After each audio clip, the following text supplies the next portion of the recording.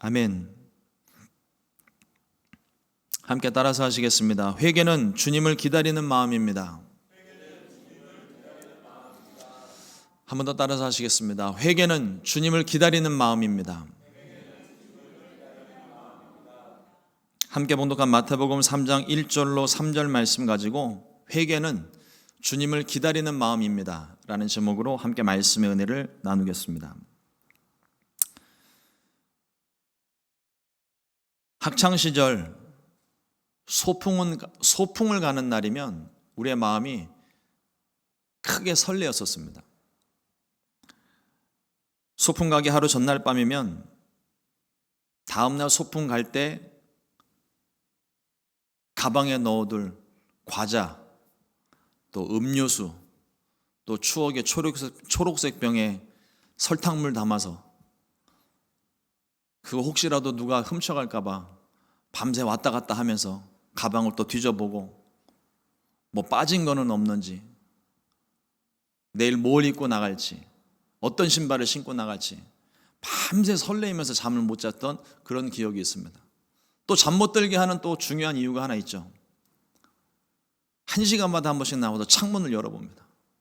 구름은 안 꼈는지, 내일 비가 오면 안 되는데 저쪽에 조그마한 구름이라도 생기면 그 구름 물러가라고 바람을 후후 불면서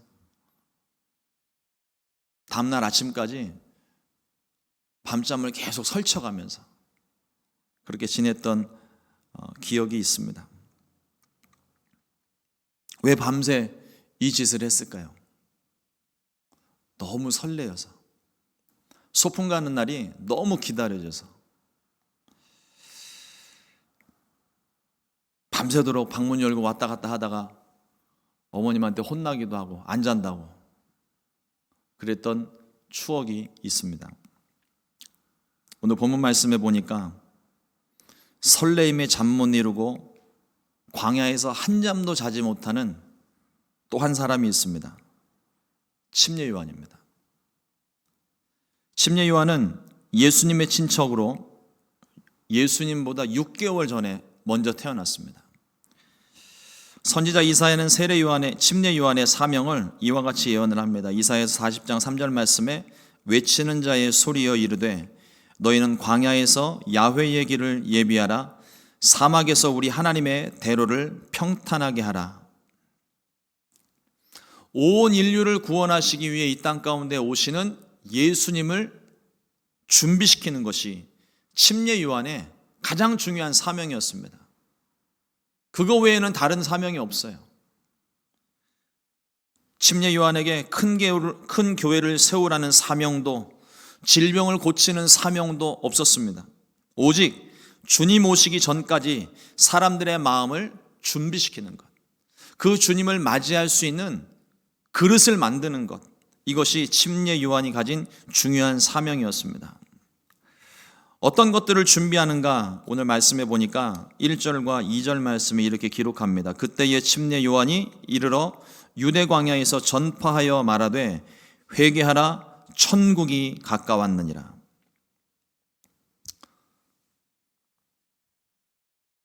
교회력에 의하면 오늘은 대림절 넷째 주일입니다. 이제 다음 주일이면 우리가 성탄절을 맞이하는데 이 대림절은 성탄절 4주 전부터 준비를 해요. 첫째 주, 둘째 주, 셋째 주, 넷째 주 각각의 의미가 담겨져 있습니다.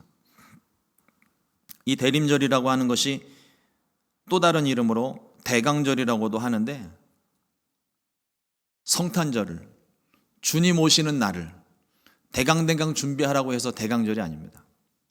대강림 절기, 주님께서 오시는 크고 놀라운 날을 기다리는 마음으로 준비하는 기간이 이 대림절 혹은 대강절이라고 하는 것입니다. 예수님의 탄생과 다시 오실 주님을 기다리는 절기로 교회력 가운데서 굉장히 중요한 전통 가운데 있습니다.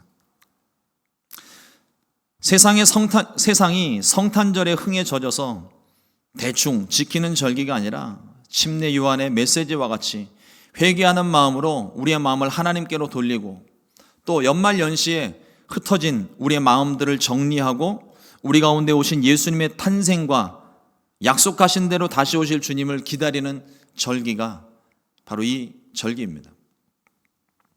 침례 요한이 두 가지 중요한 메시지를 선포하고 있습니다. 회개하라, 천국이 가까웠느니라.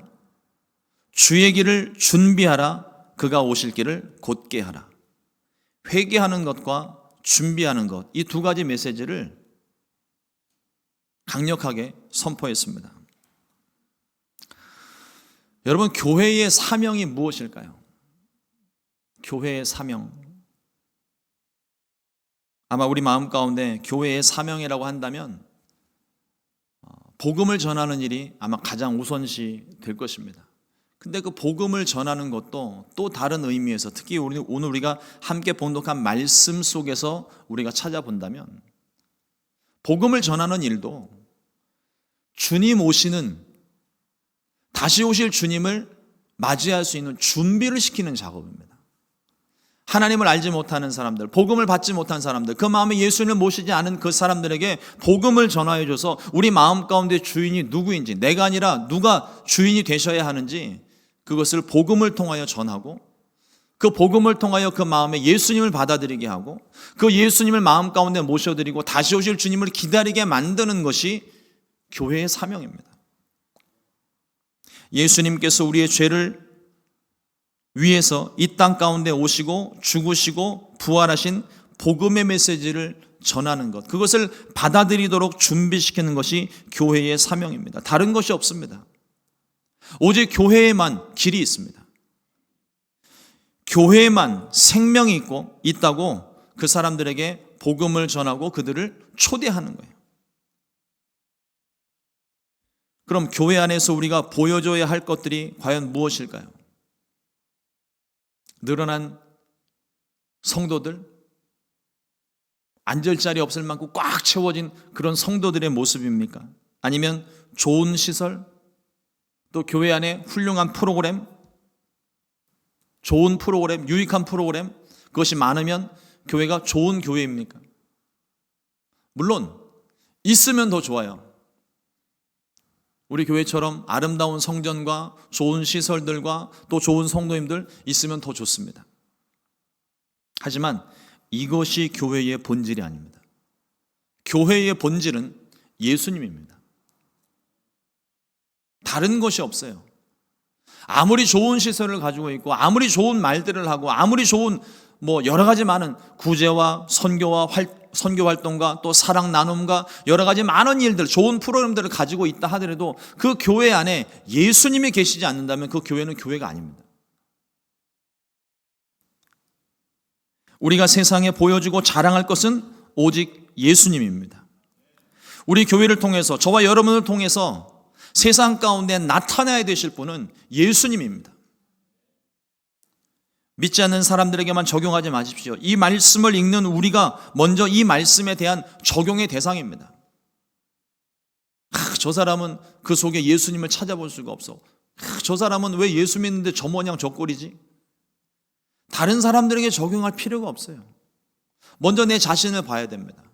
과연 내 안에 예수님이 계시는가? 내 삶을 통해서 예수님이 보여지고 있는가? 내 삶을 통해서 예수님이 과연 전해지고 있는가? 혹여라도 나는 완벽해, 나는 거룩한 사람이야, 이렇게 자신을 말하는 사람이 없기를 바랍니다. 우리는 날마다 회개하고 마음을 새롭게 해야만 합니다. 로마서 12장 2절 말씀에 말씀합니다. 너희는 이 세대를 본받지 말고 오직 마음을 새롭게 함으로 변화를 받아 하나님의 선하시고 기뻐하시고 온전하신 뜻이 무엇인지 분별을 하도록 하라. 침례 요한은 사람들에게 회개를 선포했습니다. 우리가 가지고 있는 죄에 대해서 회개를 선포했습니다.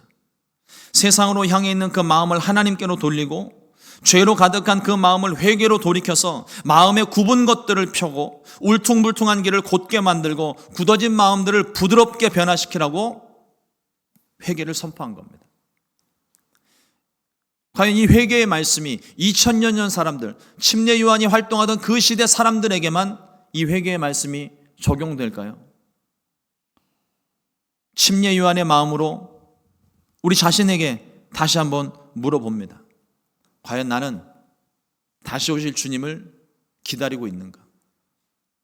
다시 오실 주님을 맞이할 준비가 되었는가? 만약 그렇지 않다면 오늘 이 말씀이 저와 여러분들의 마음 가운데 심하게 부딪혀야 됩니다. 회개하라, 천국이 가까웠느니라. 주의 오실 길을 준비하라. 이와 같은 말씀이 저와 여러분들의 마음 가운데 끊임없이 울려지기를 주님의 이름으로 축원합니다. 요나 선지자는 니느웨를 향한 하나님의 심판의 말씀을 선포했습니다. 니느웨는 이스라엘 백성들을 괴롭히던 이방인입니다. 그런데 그 니느웨 백성들이 하나님의 심판을 받게 되었다고 했을 때 요나의 마음은 기뻤어요. 그거 참 쌤통이다. 그런데 그 심판의 말씀과 함께 하나님께서 요나에게 주신 말씀은 가서 저 백성들을 회개시켜라. 요나가 이해할 수가 없습니다. 아니 왜요? 주의 백성들을 괴롭히는 저 이방인들을 하나님이 심판하셨는데 왜 저들을 용서하십니까? 요나는 도망가 버렸어요. 그럴 수 없습니다. 하나님 절대로 그럴 수 없습니다. 그런 일은 저에게 절대 일어나지 않습니다. 그러고 하나님께서 동으로 가라 하실 때 요나는 서편으로 도망갑니다.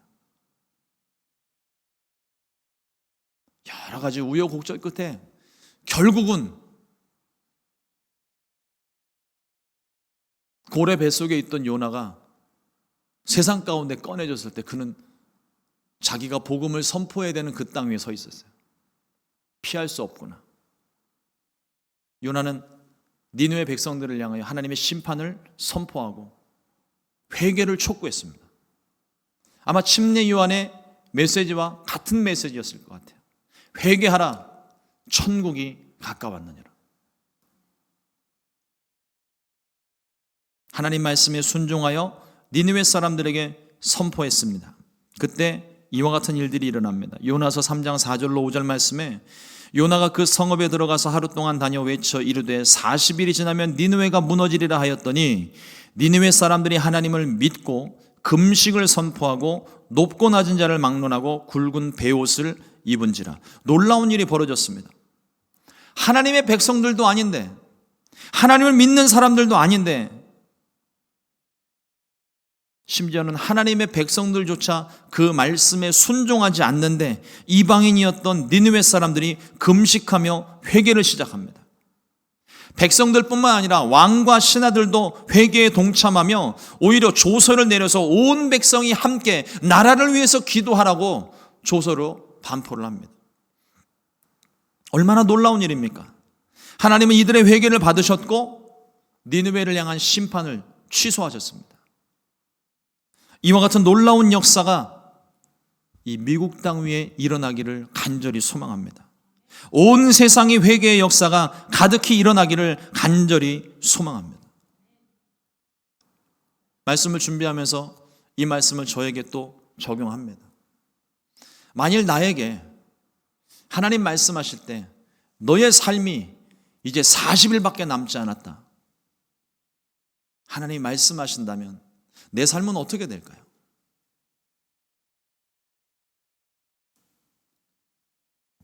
최근 기도하면서 나태해졌던 제 모습을 발견하고 많은 회개를 합니다. 곧 주님께서 다시 오실 텐데 만일 40일 후에 주님이 오신다고 말씀하신다면 가슴을 찢고 금식하며 회개하며 주님 맞이할 준비에 아마 정신이 없을 거예요. 그런데 40일 후가 아니라 내일 당장일 수 있습니다. 오늘 당장일 수 있습니다. 우리는 그 날과 시를 알지 못합니다. 그러므로 우리는 속히 깨어 있어야 됩니다. 신년 축복성회 때 2023년이 시작되면 그때 내가 작정을 하고 기도를 하고 금식을 하고 하나님께 돌아서야지. 아니요. 주님 그 전에 오실 수도 있습니다. 오늘 예배를 마치고 돌아가시는 길에 주님 맞을 수 있어요. 우리는 시간을 미룰 수가 없습니다. 회개는 바로 지금 당장 시작되어야 되는 것이고 주님 맞이할 준비는 언제나 되어져 있어야 돼요. 군대를 다녀오신 분들은 아시겠지만 군대는 5분 대기조가 있습니다. 그 5분 대기조는 출동 명령이 떨어지면 5분 안에 군장 다 챙겨서 약속한 장소에 가서 준비하고 있어야 돼요. 5분 안에 모든 걸 다 해야 됩니다. 잠을 자고 있어도 5분 안에 해결해야 되고 밥을 먹다가도 5분 안에 해결해야 되고 다행히도 저는 5분 대기조는 안 걸렸는데 그 5분 대기조 친구들을 보면 밥을 먹고 있는데 비상벨이 울리자마자 밥 먹던 거 다 팽겨쳐 놓고 그냥 밥알 다 튀는데 자기 막사로 들어가서 군장 다 챙겨갖고 군장 짊어지고 나오는 데까지 딱 5분 걸려요.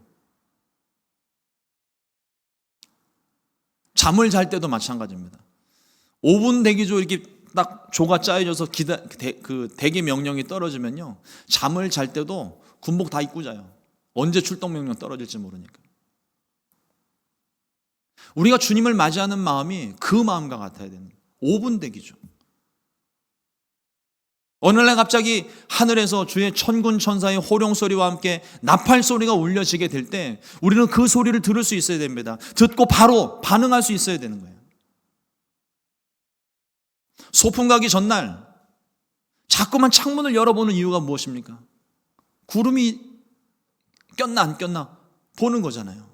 비가 오나 안 오나 날씨를 확인하는 겁니다. 주님 오시는 그날에 우리가 준비하고 있다면 그 준비하는 마음은요, 작은 변화 하나에도 민감하게 반응할 수 있어야 되는 거예요. 시간이 가면 갈수록, 주의 오실 때가 다가오면 다가올수록 세상의 징조들이 점점 더 강하게 많이 나타나고 있습니다. 근데 우리가 주님을 맞이할 준비를 하지 않고 있다면요, 그 엄청난 변화가 일어남에도 불구하고 우리는 그것을 깨닫지를 못해요. 그러나 준비하는 마음이 있다면 작은 변화 하나, 그 작은 변화에도 우리는 민감하게 반응할 수 있고 벌써 주님 오실 때가 다가왔다는 것을 영적으로 직감적으로 알게 됩니다.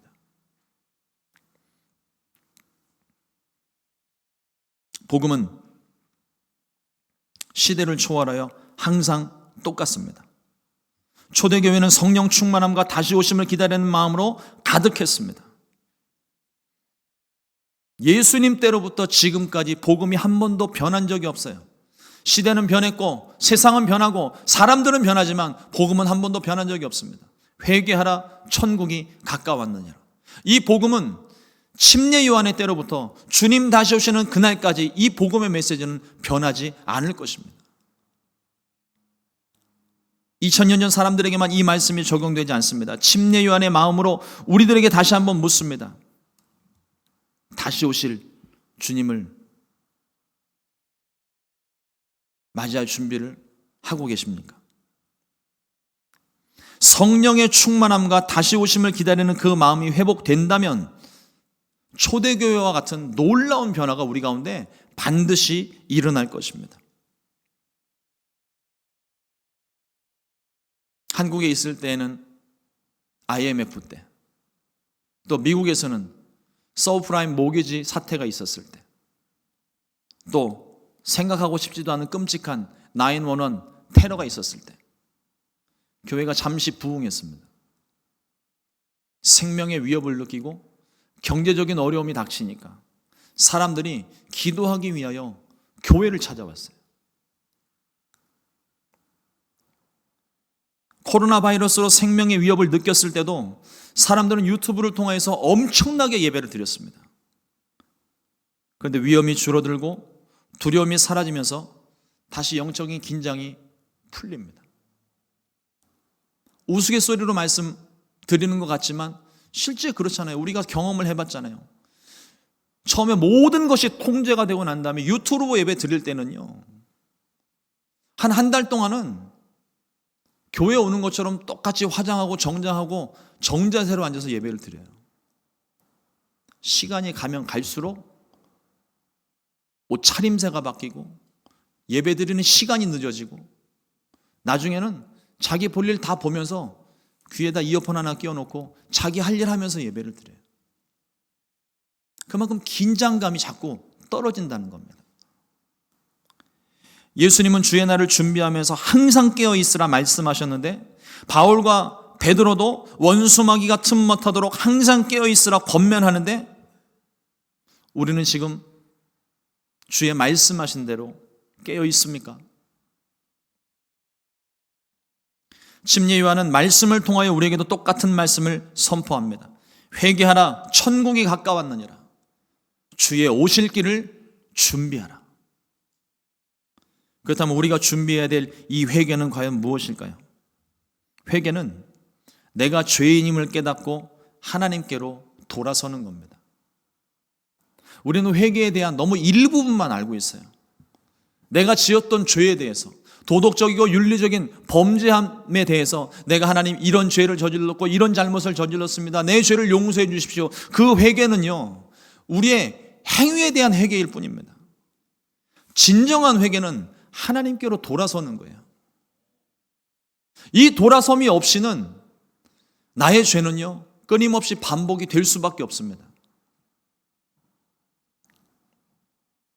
만일 이것이 도덕적이고 윤리적인 죄를 회개하는 것을 이야기한다면 그럼 우리 주변을 한번 보십시오. 우리 주변에 정말 죄 없이도 살 사람들이 있습니다. 정말 착한 사람들, 정말 잘 지키고 죄 없이도 사는 사람들 있어요. 그런 사람들에게 우리가 복음을 전할 수 있을까요? 그 사람들은 죄를 안 지었는데. 물론 우리는 신학적으로 원죄에 대한 것들을 이야기하면서 죄인이다 말하지만 그 사람들은요, 원죄에 대한 개념이 없어요. 그 사람들은 회개할 게 없다고요. 난 착하게 사는데, 난 정직하게 사는데, 교회 다니는 사람보다 나는 더 정직하다고 자부하는데 그 사람들은요, 복음이 들어가지 않습니다. 진정한 회개는 하나님께로 돌아서는, 성경에서 말하는 죄의 가장 핵심적인 요소는요, 하나님을 믿지 않는 죄입니다. 우리의 도덕적인 것, 윤리적인 어떤 그런 죄와 행위들에 대한 것을 말하는 게 아니에요. 하나님을 믿지 않으니까, 하나님에게서 떠나갔으니까 그것을 회개하라는 겁니다. 요한복음 16장 9절 말씀에 죄에 대하여라 함은 그들이 나를 믿지 아니함이요, 또 마가복음 16장 16절 말씀에 믿고 세례를 받는 사람은 구원을 얻을 것이요 믿지 않는 사람은 정죄를 받으리라. 구원의 조건은 믿음입니다. 그 믿음은 하나님을 내 마음의 주인으로 모시는 거예요. 내 마음이 세상으로 향해 있던 것이, 그 모든 것들이 이제는 하나님께로 향하는 것입니다. 회개의 진정한 의미는 하나님 앞에서 내가 죄인임을 깨닫는 것입니다. 우리를 죄에서 구원하신 예수를 믿고 죄에서 돌아서는 것입니다. 그리고 회개하는 마음으로 다시 오실 주님을 기다리는 마음이에요. 사람들이 왜 회개를 싫어할까요? 너무 아파서, 죄가 드러나는 게 부끄러워서, 나조차도 그 죄를 인정하고 싶지 않아서. 그러나 오늘 말씀을 통하여 우리가 분명하게 해야 될 것 하나 있습니다. 회개는 슬픔이 감정이 아니에요. 회개는 하나님께로 돌아섬인데, 오늘 침례 요한이 말하고 있는 것은 주님을 기다리는 마음이라는 겁니다. 다시 말해, 회개는 슬픈 마음이 아니라 설레임이에요. 이 회개를 통해서 내가 이제 주님을 만날 수 있다는 설레임입니다. 우리의 고정관념을 좀 바꿨으면 좋겠어요. 그 설레임이라면 밤새도록 창문 열고 닫으면서 날씨를 확인했던 그 설레임과 같이 그 주님을 다시 만날 설레임이 생기게 되는 거예요. 기쁨이 충만할 수밖에 없는 겁니다. 사랑하는 성도 여러분, 우리는 2022년 성탄절을 앞두고 있습니다. 우리를 구원하시기 위해 이 땅에 오신 예수님의 탄생을 기념하면서 동시에 다시 오실 주님을 기다리는 거예요. 2022년 성탄절을 지내 버리는 것이 아니라 다시 오실 주님, 2022년 전에 이 땅 가운데 약속하신 대로 찾아오신 주님이 오셨던 것처럼 똑같이 다시 오마 약속하신 그 주님을 기다리는 마음입니다. 주님을 기다리는 우리의 마음이 어떠한지 깊이 묵상하는 이 대강절의 기간이 될 수 있기를, 이 성탄절의 기간이 될 수 있기를 주님의 이름으로 축원합니다. 지금 당장 주님이 오신다면 과연 우리는 주님을 기쁨으로 맞이할 수 있을까요? 할렐루야. 저 마음입니다. 저 마음. 주님이 바라시는 마음이 저 마음이에요. 어린아이와 같이 되지 않으면 하나님 나라에 들어올 수 없다는 말씀이 우리 현유리를 통해서 오늘 증명이 된 거예요. 티 없이 맑은. 여러분, 우리가 죄에 대하여서 그 죄와 상관해서 주님 다시 오실 때 그때를 두려워하는 게 아니에요. 주님이 우리에게 주시는 마음은 재앙이 아니라 두려움이 아니라 평안이라고 말씀하십니다. 주님 다시 오시는 그날이 우리 가운데 기쁨과 설렘으로 기다려야 되지, 두려움과 죄스러움이 가득하여서 자꾸만 하루만 더 연장해 주시면 안 됩니까? 조금만 더 있다 오시면 안 됩니까? 자꾸 뒤로 미룰 이유가 없잖아요. 주님이 우리 가운데 오시는데 기쁨과 설렘으로 맞이할 수 있게 되기를 주님의 이름으로 축원합니다. 우리 중에 준비가 끝난 사람 아무도 없어요. 이 준비는 주님 오시는 날까지 계속 되어져야 됩니다.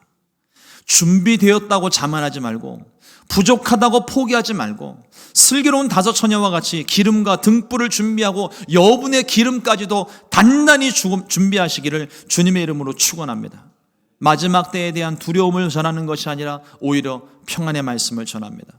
다시 만날 설레임으로 가득하십시오. 유다서 1장 20절로 21절 말씀이 이렇게 기록합니다. 사랑하는 자들아, 너희는 너희의 지극히 거룩한 믿음 위에 자신을 세우며 성령으로 기도하며 하나님의 사랑 안에서 자신을 지키며 영생에 이르도록 우리 주 예수 그리스도의 긍휼을 기다리라. 우리는 2022년 12월을 보내며 한 해를 마감하고 있지만 교회력은 이미 2023년 교회력으로는 시작이 되었어요. 대강절부터 시작입니다. 우리가 기대하는 만큼, 우리가 준비하는 만큼 2023년은 우리에게 뜻깊은 한 해가 될 것입니다. 다가오는 시간 속에 우리 주 예수 그리스도의 긍휼이 저와 여러분들 개인과 가정에, 그리고 우리 순복음 시카고 교회에, 이 시카고 지역에 넘쳐나게 되기를 우리 주님의 이름으로 축원을 드립니다. 기도하겠습니다.